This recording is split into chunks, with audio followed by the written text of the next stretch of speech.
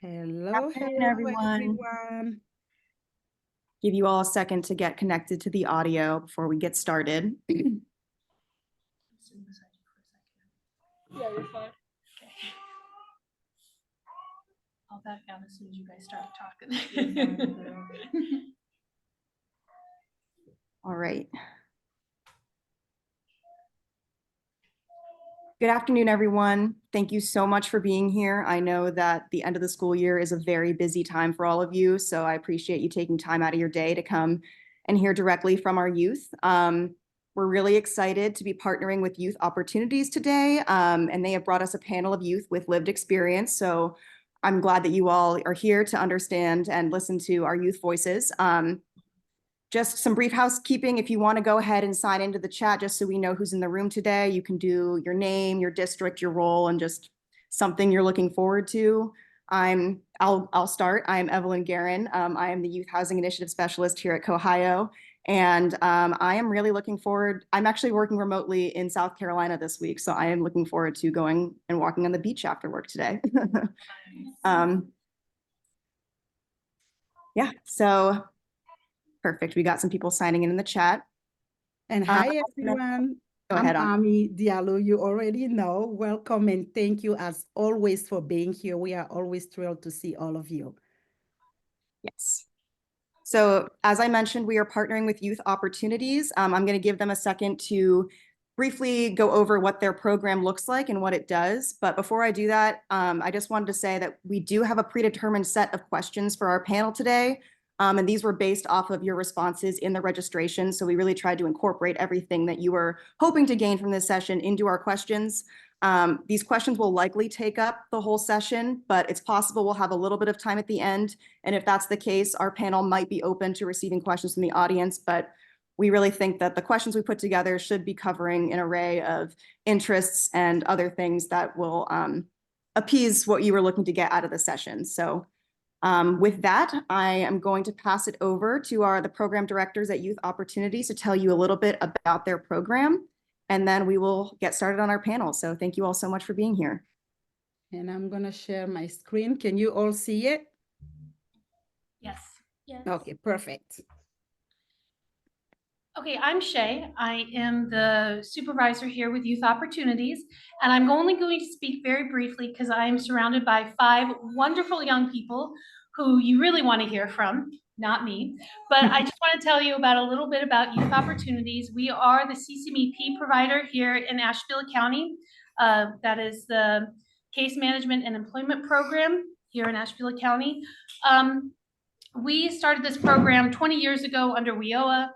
When CCMEP came out about 7 years ago, we jumped on the bandwagon and we went from about 80 youth to over 800 youth a year. So we have a very large Youth Opportunities CCMEP program here in Ashtabula County. We have been very blessed with the absolute best kids, absolute best youth in the entire world. I just have to say that out loud. We offer a wide variety of services here. There's a list up there, you guys can read them. But I will tell you one thing that hit very close to home, and I was telling these guys, about 7 years ago, we were really confronted here in Ashtabula County with youth homelessness. And it happened because a 14-year-old young man was working in our summer program and walked up to me and said, I can't end the summer program. I'm all by myself in this house and I have to pay my water bill. His mother had left. He left him here where she went to Arizona to move in with her boyfriend. And he was responsible for the bills to maintain his household. And that's where we really started talking about homeless youth here in Ashtabula County. I was like, this couldn't be happening. Well, come to find out, now 20% of our program is considered homeless. Couch surfing, the whole bit. So I just wanted to make sure that this is where we started about 7 years ago. Okay, our current demographics, if anybody's interested, there's our current demographics. Transportation is a huge concern here, parenting. We serve the majority of our youth are 14 to 18 years old, but we can serve up to 24. Go ahead, keep going. These are some of the things we offer here at Youth Opportunities. We were blessed to be able to get our own youth training center, which we are sitting in right now. What's really nice about having our own location is that we do offer many activities here year-round, every day of the week, basically. And we were also able to open up a food pantry here, so none of our youth are hungry anymore. And this has become kind of a second home to a lot of our youth. They come in, they go right to our gigantic fridge and get food out of it. There's always food in our gigantic fridge that the community has given to us. So we have been really, really blessed. The other thing that we have done way back when is we started employing youth navigators. We do have a housing navigator now that has made a big difference in our community. So we also offer transitional housing. At any time we have youth, we have between 1 and 10 youth in homeless shelters or in hotels, and sometimes whole families. So peer navigation has played a huge role in our community. So I always mention our peer navigators. Without them, we wouldn't have anything. Joe, I don't know if you want to show, Joe is our housing youth navigator. He is here to talk as well. He has made a big difference here in our community. He goes out to our schools, and he works very closely with our local homeless shelter, our local shelter, to always know what openings are available for our youth and youth in transition. So that is youth opportunities in a very quick nutshell. Joe is also part of our Ashtabula County Mental Health Board. He's going to talk a lot about that. But if you guys have any questions, the last slide is how to contact us. Please, I love talking about youth opportunities. I love talking about these fantastic youth that we have been very blessed to serve. Call us if you have any questions, email us, and we will get right back to you. So I'm going to turn this now over to our youth, who you guys are all really here to talk to, not me. So I don't know if you guys each want to introduce yourself. Do you want to start there? Hi, I'm Sue Haley. I don't know really much more to say. Do you want to tell her your graduation year, where you attended school? Oh, you're saying something? No. No, I was just saying, I'm like, that's perfect. Thank you so much, Jane, for that amazing introduction and all the amazing work that you are doing. Yes, that's the first question, the one that Shay just asked you. Please share your name with the audience, the school you attended, the county, and also your graduation year.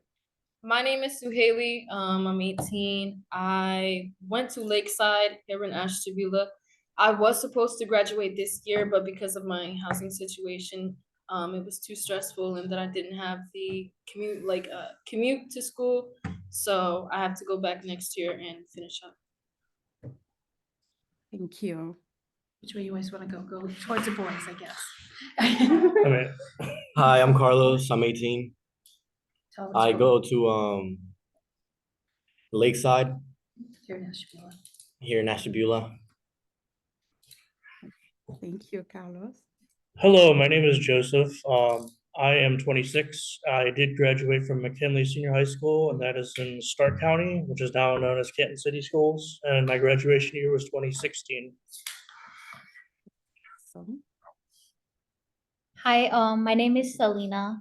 I'm just turned 25 in February. I graduated from Lakewood High School in 2017. It's in Lakewood, Ohio. The district is Cuyahoga. Thank you. Anything else I have to add? Hi, my name is Alyssa. I am currently going to Ohio Digital Learning School. That's in Maumee, Ohio, but it serves all of Ohio. So I'm not sure which county that would be in, but I currently reside in Ashtabula County. You want to tell them how old you are? I am 19. Thank you. Thank you, Lisa. Well, thank you all. So now we're going to start. My first question to you guys is, if you could please share what's the best thing a teacher or other school staff member did or could have done to make you feel supported? Okay. Whew, I want to tear up thinking about it. There was a teacher at Lakeside. He does what are those classes called where it's like Recovery class. yes, he was a recovery teacher. His name is Mr. Hernandez here in Ashtabula at Lakeside. He okay, so it sounds a little weird, but he is Hispanic, he's Puerto Rican like me, and he looks exactly like my dad, just minus the tattoos, everything, sounds like him, just like him, smells like him and everything. So it's very easy for me to warm up to him. He played a very important, just very supportive. He always went out of his way to help me any way that he could. I could always run to his office if I was having a bad day or needed help with anything. Like, you know, my everything that I've been through, it was a lot to weigh on during school hours. I wasn't able to pay attention during school. So he just always went out of his way to help me and always push for like, you know, the best for me and everything. He's just very, very helpful, and he's just amazing. I love him. So his support meant everything. My parents have never really ever played significant parent roles in my life. I've had foster parents, and I was living with a foster parent before going homeless and everything, but he really played I would say teachers throughout my life kind of like stepped up as parent roles, you know what I mean, as guiding figures, and he definitely was the most significant one. So just very grateful for him. I'm going to put this over on Carlos for a second, because his response when you asked that question was really, really adamant. I don't know if you go ahead, Carlos, if you feel comfortable. I don't really have a a teacher staff that I feel supported by.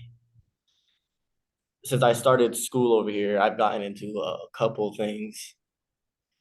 I got suspended. I came back 3 days later. Then I got expelled for the rest of the year. I get to come back next year. And this is all while you were dealing with homelessness. Yeah. Does anybody else have an answer for this one? I can. Go ahead. This is like a really touchy subject, so I like apologize if I start like tearing up or crying.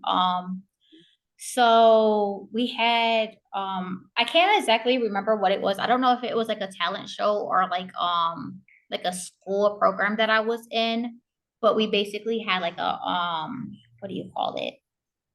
Like the little like talent show for it basically. And like my parents had came out to see me, and like the program or like the showcase or like whatever you want to call it had ended, and I noticed like my parents weren't there no more, and I like didn't know why they weren't there no more. I just like figured maybe they left earlier or whatever, because they had came and see me the previous day, because we had it for 2 days. And so I like waited around basically to see if I would see them, and they weren't there. So I like live right up the street. So I went home, and like they were like really quiet and like just really emotional. And sorry. They sat me down, and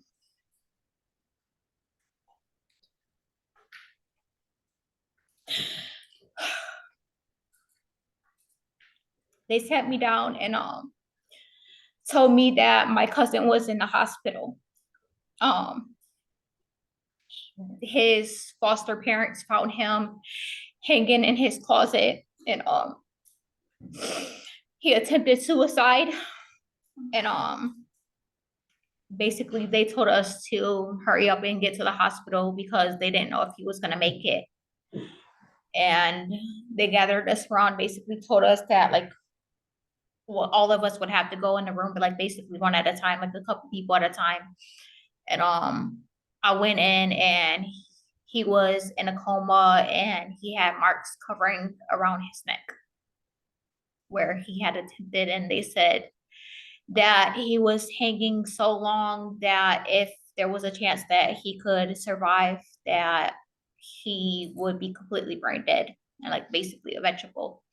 So they came to the decision that his biological mom would have to decide whether to pull a plug or take the chance that he would survive. And she said that she didn't want him to live like that, that he told her previously if it ever came to a situation where he would be a vegetable and not be able to like basically survive and like provide for himself, that he would want to die. So we gathered around and she came to the decision that it was time to pull the plug. He passed away while I was still in school, and I don't know how they got like a hold, but they had like a grieving program that us and like other kids could signed up for. And basically like she just goes off reading a book, like basically just to take steps with grieving and stuff. So I feel like the lady that ran the program was like my biggest support. Basically she just taught me, you know, like how to move on with life about somebody passing away and stuff. So Thank you, Selena.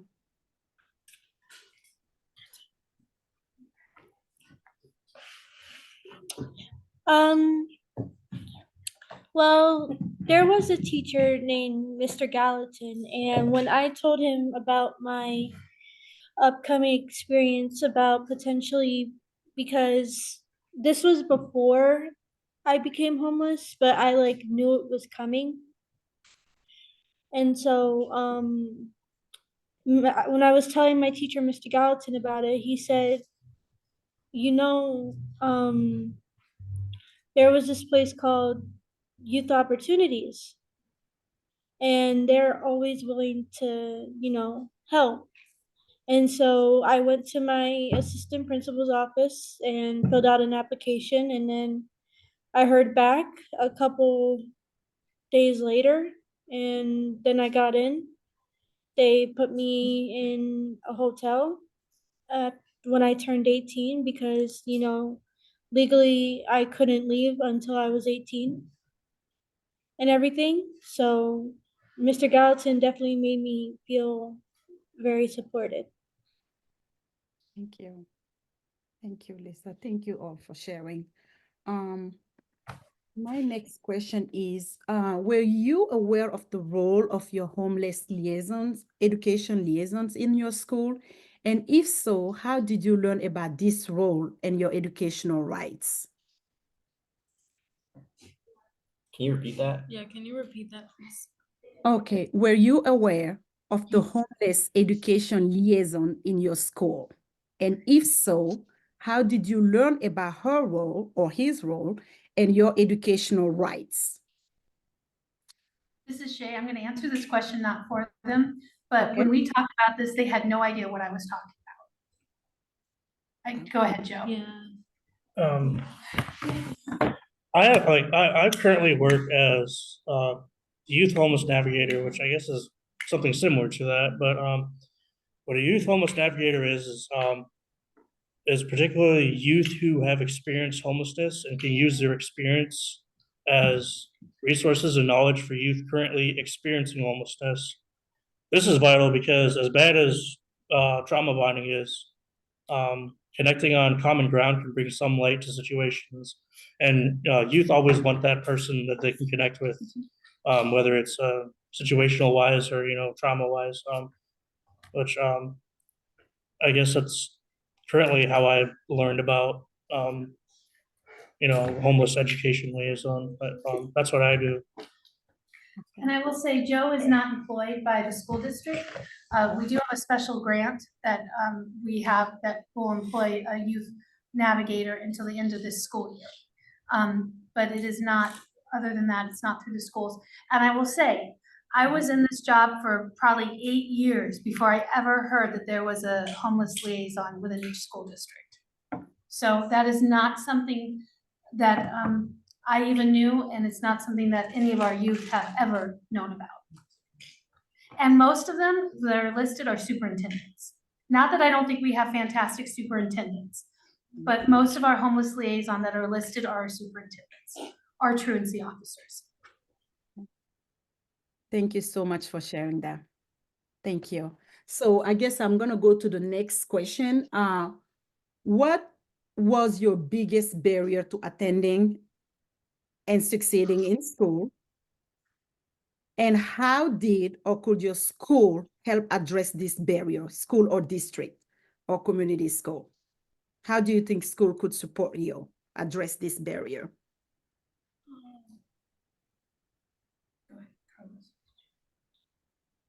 What school can do? Yeah. I feel like the biggest issue that the schools could deal with when it comes to homelessness is the bullying issue.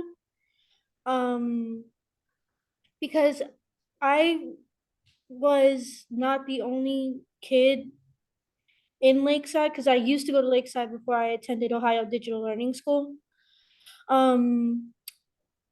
I was not the only kid, and I'm still not the only kid. And there was this one kid that I really connected with named Janice, and her parents very, very bad, and they kicked her out at 16 years old. She is not here today, but if she was, I feel like she would be sitting with us in this group of 5 of us. And the bullying issue ended up having her commit suicide. Thank you, Lisa. Yeah.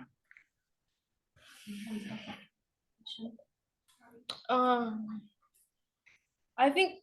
Oh, go ahead. Moving on that. I was trying to think what I was gonna say. Oh, now I'm blanking. Sorry. Getting to and from school is a big thing. Buses, they don't let kids on the bus and if they're not on the route, so, and a lot of kids, they don't know where the bus stops are. Ashtabula doesn't have, to my knowledge, because I'm not from here, I'm from Cleveland, and I haven't been out here very long, but they don't have transportation to my knowledge. Or I think Bailey had brought to my attention, you can have like a bus pass or something, or yeah, they have like 2 routes, and also you have to notify them. Say like a kid needs, I know this isn't really like school, but if a kid needs, help with getting to an appointment or something, you have to call Like 48 and notify hours them and everything. So I think, I don't, just resources in general, having more resources for the kids to reach out to, because it can be, like maybe embarrassing for kids to have to take a shower at school, or I know that they have things when I went to Geneva before Lakeside, there was a thing called Rachel's Closet. You can go there for clothes or whatever, but it can be embarrassing. You don't want to be the kid that sticks out more than you already do. And I feel like a lot of just in my experience, I've met a couple of good teachers, that are thankfully willing to help and everything, but I've noticed there's a lot of teachers that really don't care about the kids' situation. They don't really pay too much mind to it. And even if the kid is, if you recognize, okay, there's signs of, homelessness or something going on with the kid, teachers aren't very, they're not really, educated on how to go about it, or necessarily like willing to reach out to the kid to help them, because it can be hard for a kid to reach out to a teacher and say, oh, this is what's going on, if you feel like, not even your family cares. So why would a teacher? So I think just better education for the teachers on how to comfortably approach the kid going through this. I'm gonna say we have a couple of youth who are not here because they're actually in school today. We did not want to take them out of school because truancy. This is one of the things that are really big, is that it's really hard to get to and from school. We have a couple kids who are living in hotel rooms, and getting to and from school is difficult. And if you miss school because you don't know where you're going to live or you don't know what you're going to eat, then you get turned over to the truancy officer and you can go to court. And that's really hard for them because they're trying the best they can to get to school, but if they're constantly moving around, this is one thing they report. And then it's hard, then they get in trouble with the law, and then you got truancy, and so it's like it snowballs. So they talked a lot to me about snowballing. They also, a lot of embarrassment about wearing the same clothes to school every day. That was something very big to them. And where do we go to get new clothes? And the bullying piece of it. And they don't want to be seen taking from other people because they still have pride. They want to still have the pride. They don't want to have to keep asking for help from everybody. So I just want to put those guys, that's what they told us. Yes. So the ones who are currently in school right now. Yeah, definitely. I think truancy plays a big part. At the peak of my, or I guess I'm kind of at the peak of it now, but at the beginning of my homelessness, I was going back and forth between Cleveland and here because I had family out there that would let me stay with them for a little bit, but you know, they're also homeless, so there's not really much they can do. Truancy, I would do the work online and get the work done, but because I wasn't in school, they weren't accepting it. And so one day when I finally came back here and I thought, okay, I can come back and, you know, explain what's going on and why I haven't been present in school, they just weren't willing to hear it and just told me I was not enrolled anymore. So I think truancy plays a big part too. Just more how do you say, like, resources for the kids to do alternatives or pick up summer classes or you know, just like do the work outside of being in the building. Yeah, it's so funny because that was literally my next question. Like you brought up such a good point because I was gonna ask if there were any programs in your school or district where you were experiencing homelessness that worked for you. But as it feels like you just responded to that. Yeah, I don't know if there are for Lakeside. I was trying to talk to them about it, but they didn't, you know, they weren't helpful. They were just like, oh, whatever, like come back next year if you can. Basically, like you're on your own, you know. They weren't really helping to talk about if there were programs like that that could help. So I don't know if there are. Yeah. Thank you. And is that the same experience for anyone or that was just you? Anyone else? Anything for you, they're just not there. Sure. Be honest, Carlos, you're okay. You can be honest about it. Yeah, please. In the beginning of when I became homeless, me, my mom, and my brother just drove around to see what we can find. Then my brother was sent to school, and so me and my mom were just driving all day, and then we stopped by a Puerto Rican food place, and that's where I met Jose's parents, and Jose's mom pulled my mom to the side to talk to her because my mom looked depressed. She was about to cry and all that. And so she asked my mom for her number, her name. Not even like 5 minutes later, Jose came in. Jose is the youth opportunity staff. Okay.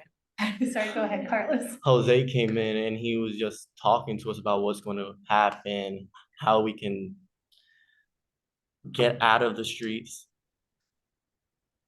And so we went to go sign some papers. My brother got out of school. We came here. That's when I met Bailey. Youth opportunity staff. And I don't really know what to say. The program that helped me was here. Thank you. That's what you have to say. You said that right. Thank you so much. I will say that he has found a lot of resistance at school. And that's been a difficult thing.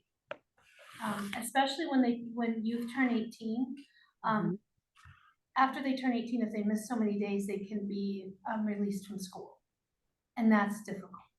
I've also noticed with like after you turn 18, they don't really care. Like they just tell you basically, I've been told, and I've had family that's gone through the same situation and they've always been told like you're 18, you're on your own, like figure it out for yourself. So like you're a young adult now, it's life.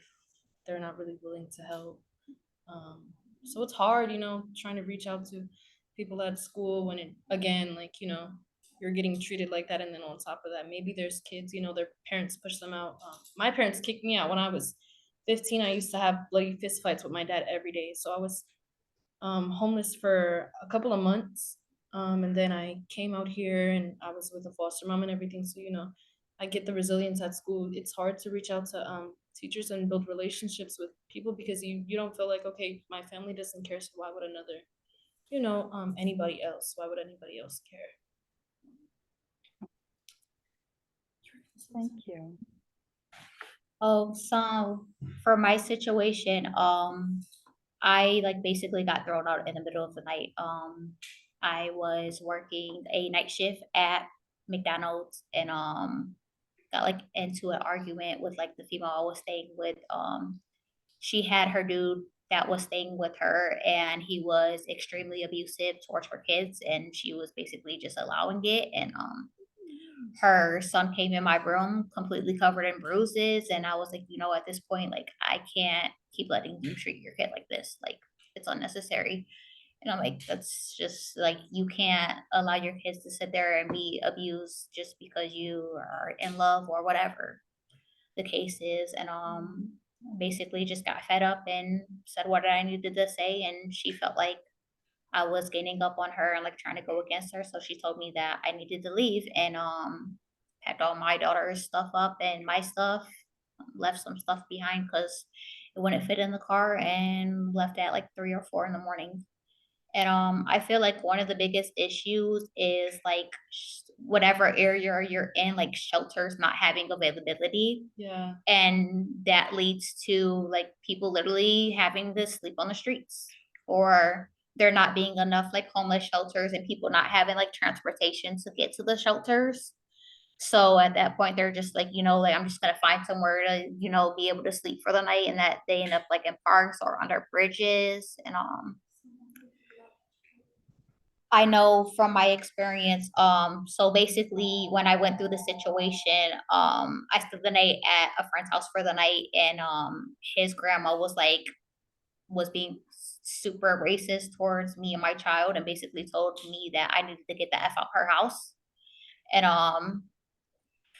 I called around trying to find availability for a shelter in the area, and there was none. And the one shelter I talked to, they were like, you guys can come here and stay for a couple of days, and then because the weather's bad. And then she was like, after that, I'm sorry, but like, you have to find something else. And I was like, you know what, like, I'm not about to do that. I'm just gonna find somewhere that I can go permanently.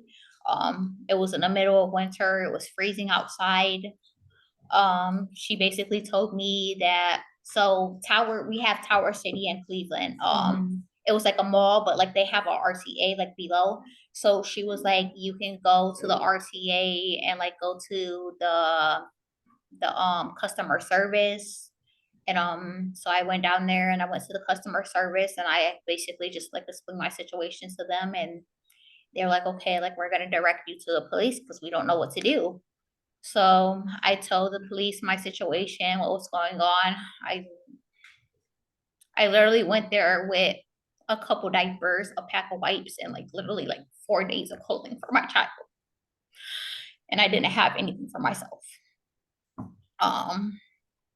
And a can of formula, and that was it.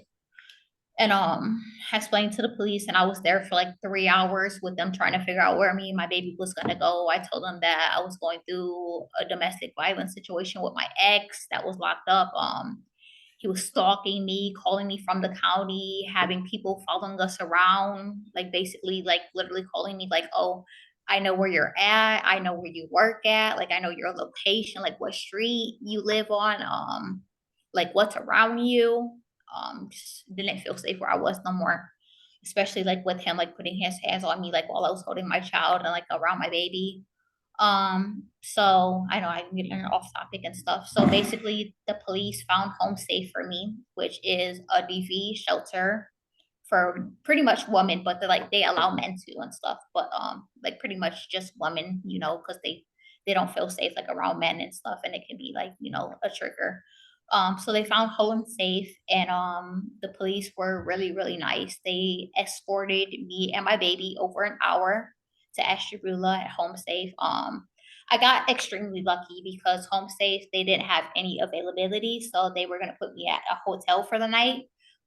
They actually had an opening, a lady left, so they put me like in an emergency room for the night at Home Safe. And then the next day, the lady and her kids had moved out, and they put me in that room. So I got really blessed to be able to be at Home Safe. And they gave me a caseworker, Bailey, and she is amazing. Bailey's awesome. We love Bailey. She is absolutely. She is amazing, and she helped me a lot. And This is the baby in question. there was there was a lady, her name is Sarah. She comes out to Home Safe and she helps with housing and stuff. And they found transitional housing for me at the Beatitude Housing. So, yeah. I also want to say maybe it could be helpful to how do I put this? Sorry, I get my languages mixed up. Fine, take your time. For young people, and I want to say also like to advocate for women, there are women that go through, sexual abuse, or like in my instance, fist fighting with my dad, so I don't feel safe around men or boys. And so, as a young woman, or even just, as a young teenager, you're 18, just now figuring out life, or 16, 17, in the one kid's instance, 14, maybe it would be helpful for there to be buildings open for, how they have homeless shelters, but for the youth. I know that would be helpful because I've been in and out of group homes growing up as well, in foster care systems. So it helps to be around kids that are going through the same thing, you know what I mean? And also it can just be scary, as I want to say, even a young woman, like, there is stigmas around, homeless shelters and everything. It can be scary, just jumping in, like, oh, you don't really necessarily feel like an adult at 18. You're still a teenager. You are fresh out of, your teenage years. And so it can be scary jumping into a homeless shelter full of adults. And yeah, I just think it would be very helpful for there to be places maybe opened up for homeless youth, just in general. Thank you so much for sharing that. You are helping me actually with my next question again, because my next question was, what do you think like schools or district can do to help with that adulthood transition, right? Because like you said, you still a teenager, you're still a young adult. It's like you don't know what's next. So what do you think school or district can do to help like youth experiencing homelessness with that transition to adulthood? Definitely. And I don't want to get emotional saying this, but like really just push for housing for just homeless teenagers in general, because it's just scary jumping into a house. You have to share a room with people, and there is the running the risk. What's your name? What is your name? Joe pointed out earlier that you have like your own shelf in a homeless shelter. If you have food, you put your food on there, and if people take it, they can be kicked out. But it's still, people. What if that's like your only means of food or whatever? You have like a specific diet you need to accommodate to, and there you go, people stealing your stuff. It's just scary. So I think just really like wholeheartedly, feel me when I say push towards housing for teenagers, homeless teenagers facing homelessness. Thank you. Yeah, and to teach them independence, because you know what, I'm very like beyond my years, but I've also seen kids like me that don't have parent figures, and don't have significant adult, guidance or mentors that play a role in their life. So, it sends them back and it regresses them, and you know what I mean? Like, just people to teach on, I would say establish more people in schools that specifically deal with stressful home lives. And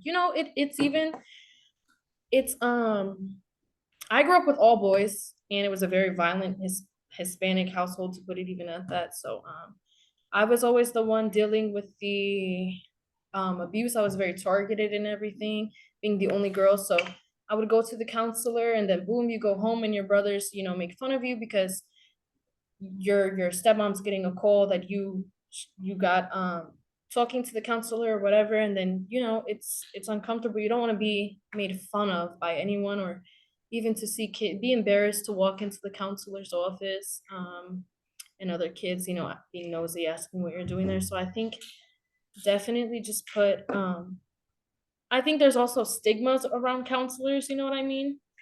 So just put people in the schools that deal with signs of how to spot if a kid needs help, because it's hard for them to reach out to the teacher, you know what I mean? So it'd be helpful for them to have people in place that know how to approach the kid comfortably.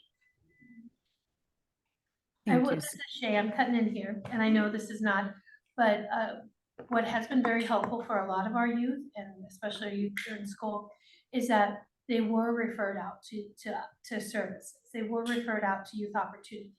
That has been something, and having a youth navigator in the school, and other youth that are leaders within the school has been helpful. They talk about that an awful lot, is that if there's a youth in school that they feel like they can come to, that makes a difference. It doesn't feel so weird feeling like you're, they said tattling on their family. They don't want to feel like they're tattling. And so that is something that has been really helpful. Yes, so that I wanted to bring that up that they've spoken about. Thank you for bringing that up. Yeah. So I know, or well, I don't know. Let me not say that I know. So my next question was, did you have a teacher or school staff that you trusted the most? And what quality did this teacher or staff member had that made them approachable? Mr. Hernandez is so cool, man. He's just very outgoing. He approaches everybody. He's very friendly. It's I think a lot of adults and a lot of teachers, they forget what it's like to be a kid. So Mr. Hernandez, he's still, he keeps that in mind, and I think I'm trying to find the words. He's just very comforting, very outgoing, very approachable, makes himself very approachable. And he always, at first, like, it was very hard for me to, actually, that's a lie. We clicked like this, but there were times where I was resilient to really open up to him, because I can be very prideful. And he was just very pushing, if you ever need anything, if you need this, I'm here. If I'm not available, then here's how to reach me. So just making themselves very open, available. Yeah, just availability. Yeah. Thank you. Well, I'll share with you probably my favorite teacher today. His name is Mr. Jeremy Kurtz, and rest in peace to him. He no longer teaches for McKinley because he passed away. But if I could describe him like in a sentence, I'd say like he's just one big kid in an adult body. But what was cool about him is that he would get to know like his students one on one, and he'd really connect with them. And there was never a situation that a kid couldn't go to him for that he had knowledge upon. And what was interesting to me is that at one point in his life, he was homeless, and so he understood what it was like to go through foster care, and what it was like living on the streets and living in a car. But I think, like for me, he was really like the beacon of light for a lot of people in school. So. Thank you. I think it's helpful to put, I'm sorry, I think it's helpful to put teachers like that, that are like big kids, and I want to say like not childish, but like kid like in a way, because like I said, it's very easy for adults to forget what it's like to be a kid, and to have that comforting feeling, of the childish around them can be very helpful. You know what I mean? Makes them comfortable to want to express. You know what I mean? I would like to say one more thing. I'm sorry, this is Shay again, because I was talking to the youth. There has been a very big difference when you talk to young ladies who've experienced homelessness in the school and who they connect to, and young men. Young men, there is a lot more, like Carlos said, he right away said, absolutely not, there's nobody I could talk to. And that has happened with a lot of our young men. And I think a lot of it has to do that they are perceived differently. So I think it's really important to recognize that the young women have found people to connect to, but the young men, there has been a lot more negative reaction to that question. Thank you, Shay. So I have to, so I had like basically a lot of childhood trauma. Not even just like in my teen years, like high school and middle school, but like also like as like an infant. I don't want to go too much into it because it's a lot, but so basically I had like a counselor since I was like 6 or 7 years old, and basically like I just grew out of it. I guess you could say like I overcame like all my issues that I needed to talk to. So like I was out of counseling, and when I was in high school, I had like a school counselor. Not like the counselor like you go to like for scheduling or anything, like a personal counselor that like you can go and talk to and stuff. And he had like a big impact in my life because basically like I was an open book. Like I felt like I could literally, like tell him anything. And he taught me basically, like to be able to handle my own problems. Like if there was something going on in my life and I needed, to talk about it, he'd be like, okay, like how can you like overcome that? Like how can you move forward for that? And he taught me like basically just to be able to answer my own question and just, like be able to solve like my own issues and stuff and move on forward from it. So at some point I just like, didn't need counseling no more. Well, I want to say like didn't need like counseling no more, but like I was able to, like address my own issues and stuff. And I had a teacher, her name is Miss Robinson, and she was amazing. I had her for like reading classes like over the years for like a couple years, like when I was in high school. And the school had messed up my schedule, and she was so sweet and basically said that she will use one of her free periods to like have only me in her class to teach me and stuff. So because the school messed up. So I was like getting alone in my reading classes, like by myself, like with just me and her. And like she had like a lot of personal issues going on with herself and stuff. And I remember like sometimes she just used to break down and stuff. And I would always like try to be there for her because she was so sweet. And like, like she literally gave up her own like free time, like, to be able to teach me on my own, like one-on-one and stuff. So, and her class was like right after lunch. So like I would come to her, be like, is it okay if we just like take a free day? Like, can I just, relax, lay my head down, like if I didn't feel good, because I used to get like super bad migraines. And she just would always be there and signal my counselor and stuff. So Thank you so much. Thank you. So if I ask you all, what is the one thing that you think school personnel should understand about the experiences of of homelessness?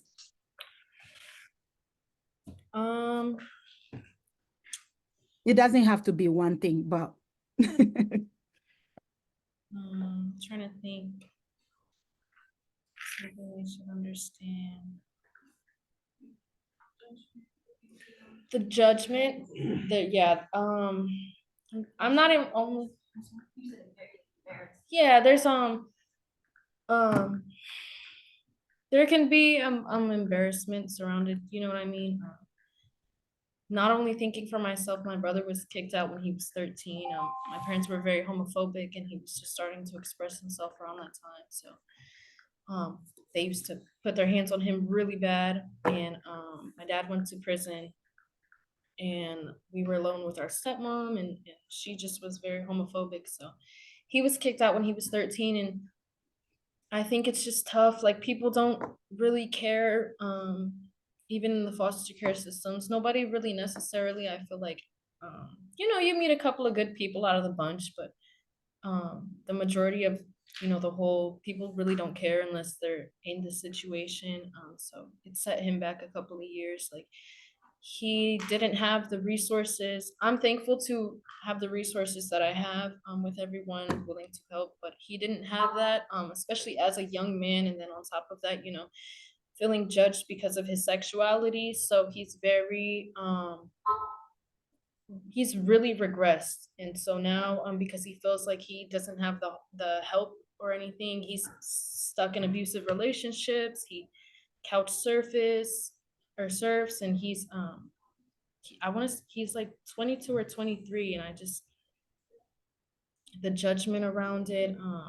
I don't know. I just really wish there was more help for the youth, because it really does set people back years. Like he's not independent at all. And thank you. yeah. who's gonna say judgment? Yeah, if you don't have it, that's okay. I definitely agree, like for the whole judgment thing. Like not trying to put like anybody's business out there, but I had a friend that was like basically reaching out to me like when I was, I think like 18 or 19, one of the two. Mhm. Um, yeah, I think one of the two. I'm not exactly sure. And we were like around the same age, and I don't know like what his situation was, but basically he was like living on the streets, and I was like trying to reach out to my mom, like, hey, like this is his situation. Like, can we help him? Like, can he stay here at least until he could just get some money and like find his own place or figure something else out? And they were just like, no, we don't know him. Like, I'm sorry, he can't stay here. And I was just like, okay, like I understand. Um, and I told him like, well, like what do you think about like going to a shelter like for now? Like I didn't know like they could help with housing and stuff, but I was just like, like maybe just go to a shelter for now until you could figure something else out. And he was just like embarrassed. He's like, no, I don't want to do that. Like I won't. Like I don't want to be judged. I don't want to be embarrassed. So I feel like that's a big thing is like people feel like they can't reach out or like explain their situation to people because they don't want to be judged. And like I feel like in this generation and how people are, like they look at you and they try to basically put words on like what you're going through and like your situation before like coming to you and like, hey, like what's going on, like what are you going through. Like I feel like the big issue is they don't know like what you have going on and they just try to like put things in their own mind and like try to figure it out for themselves instead of like trying to be there for you and ask you. Yeah, there's not enough people willing to listen. I think if there definitely wasn't more people willing to help and willing, to listen, my brother would be set in a different definitely would be totally different than what he is now. Yeah, different path. And I think I really want to advocate for the young men. It's like she was saying, it's very hard for the young men to reach out because they've everyone thinks, oh, you're a man, you got it, like you'll figure out, be a man. Yeah, the stigma, and I just wish there was more people willing to listen and more resources. There are a lot of resources, especially in the big city of Cleveland, but it's just unfortunately the people that are a lot of the people that work with kids and work with with the youth, they only do it for the money. There's not enough people that are actually concerned with how do we set this kid up for adulthood so that they're actually set and so that they can just be set for life. Thank you. Thank you all so much. I just maybe- wanted to add what I'm working on. Sorry, Yeah. I was trying to interrupt you. No, you. Like I totally agree like what she was saying, and I feel like for men like it's even a bigger issue. Well, I want to say like a bigger issue because everybody's situation is different. But I feel like the big problem is like men growing up like when they're younger, they're basically teach like like you're a male, like you have to hide your feelings, like you have to suck it up, like you can't express how you feel, you can't show weakness. Like basically they're taught like they have to be strong, like they can't be like females and be vulnerable and stuff. And I feel like that's a big thing because men should be able to reach out to people and be like this is how I'm feeling, like this is what I have going on, like I need somebody to be here for me or I need advice. And they feel like they can't do that because their male figures in their life or like their parents or whoever is raising them is like, you can't express how you feel, if you have to be quiet, you have to suck it up, you have to figure it out yourself. And I feel like no, it shouldn't be like that. Like I've had so many people that I had in my life, like male wise, like not even like relationships, but like even just friend wise, like reach out to me and be like I have so much going on and I just feel like I can't talk to it because me being the male, I feel like I was raised and taught that I had to just be quiet, like I can't say nothing. Yeah. And they should be able to like be able to reach out like just like anybody else. I definitely think there needs to be more advocacy for young men, because it's easy as a girl, anyone's gonna be welcoming to a girl, you know what I mean, but for the young men, it's just, I think there just needs to be more advocacy for just young men. Yeah. Man, I just want to say thank you so much for being so brave and so vulnerable and also to the Youth Opportunities for the amazing work that you are doing to support our youths. This has been incredible. We have a few minutes if anybody has anything to ask or add before we close out. Thank you guys for setting this up. Just as much as you guys are saying we're helping you, you're helping us. And I hope that everything we're saying and everything can help not only us and you guys, but you know, the people to come. So thank you guys for all setting this up and caring. Thank you for caring, because you know, like we go home and you know, maybe we don't have anyone to talk to. And I know for me, at least, a little bit that we were able to get out and express to you all has been helpful and even takes a little load off. So thank you so much for your willingness to care. Thank you. Holly, you have a question? Actually, I just wanted to say thank you so much for your willingness to talk to us. That was amazing to hear. And forever will haunt me to hear that there was not a teacher that cared. And that is a message that I fully intend to bring back to my staff, because that's really sad. So there are teachers out there that care. Unfortunately, they didn't find you, but keep on doing what you're doing. You guys are amazing. Thank you for your stories. Thank you. I love your hair. Keith, you want to go? Yes. Again, I thank you guys for sharing. I applaud you for having the courage to share and tell your story. I've learned so much. As the McKinney-Vento liaison for Shaker Heights City School District, I'm going to push for more professional development.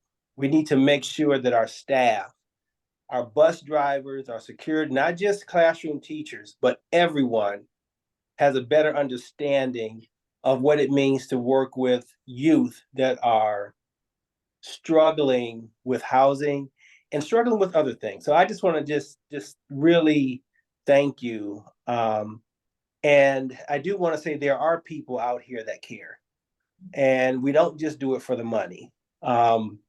Trust me, I'm not just doing it for the money. Right. But we do it because we really truly care. And the youth, you are our next generation, right? So as I get older, I'm going to need you to take care of me. So it makes sense for me to take care of you so that you can take care of me. And that's the message that I want to get across to our staff. So thank you. Thank you. Thank you. Thank you. Yep. Thank you, everybody. Evelyn, do you have anything to add? Yeah, just echoing what everyone else said. Thank you to our youth who are here today, and thank you all for being here to listen to them. I know it's a really busy time of year as we're wrapping up the school year. And I did post a link for feedback form for today's session in the chat. If you need a certificate of attendance, please fill that out and just, wait until next week and I will be sure to get that to you. But this was an amazing session. Thank you all so much for being here, and we really appreciate all of your time. Yes, we really, truly appreciate you. And this is, by the way, our last McKinney-Vento session. So we wanted to share that as well. But we will be in touch with everyone. Thank you so much for being here. Thank you. Thank you guys for allowing us the opportunity. Yes, thank you. Of course. Bye-bye. Take care. Yes.